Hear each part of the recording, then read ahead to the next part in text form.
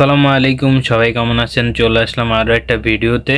আজকের ভিডিওটা মূলত অনেকেরই প্রশ্ন থাকে যে কাতারে আসতে সর্বনিম্ন কত বছর থাকা লাগে বা কত বছর বয়স হলে আপনি কাতারে আসতে পারবেন ওয়ার্ক পারমিট বিষয়। ওইটা নিয়েই ব্যাপারটা খুবই সিম্পল, কারণ সব দেশে ওয়ার্ক পারমিট বিষয়ে যাইতে হলে আপনার নির্দিষ্ট একটা বয়স পার হওয়ার পরে আপনি ওয়ার্ক পারমিট বিষয়ে যাইতে পারবেন, কারণ ওই দেশে গেলে আপনার হয়তো বাড়ি কাজও করতে পারা লাগে।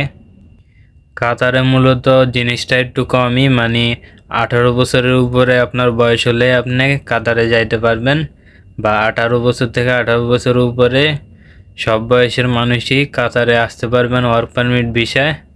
কাতারে আসতে মূলত সর্বনিম্ন 18 বছর আর সর্বোচ্চ 50 বছর, কিন্তু অনেকে মূলত 40-45 বছরে, যদি আপনার শারীরিক কোনো সমস্যা থাকে, 40-45 বছর বয়সে অনেকেরই মূলত নানা সমস্যা হয়, ডায়াবেটিস, প্রেশার, এগুলা উচ্চ পর্যায়ে থাকে।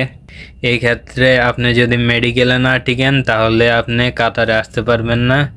যদিও আপনার বয়স 18 বছর থেকে 50 বছরের ভিতরেই থাকুক, তারপরও আপনি মেডিকেলে না টিকলে কাতারে আসতে পারবেন না। তো এই ছিল আজকের ভিডিওর মূল বিষয়। সবাই যদি কোনো রকম উপকৃত হন এই ভিডিওতে, অবশ্যই চ্যানেলটা সাবস্ক্রাইব করবেন। আজকের জন্য এইটুকুই। আল্লাহ হাফেজ।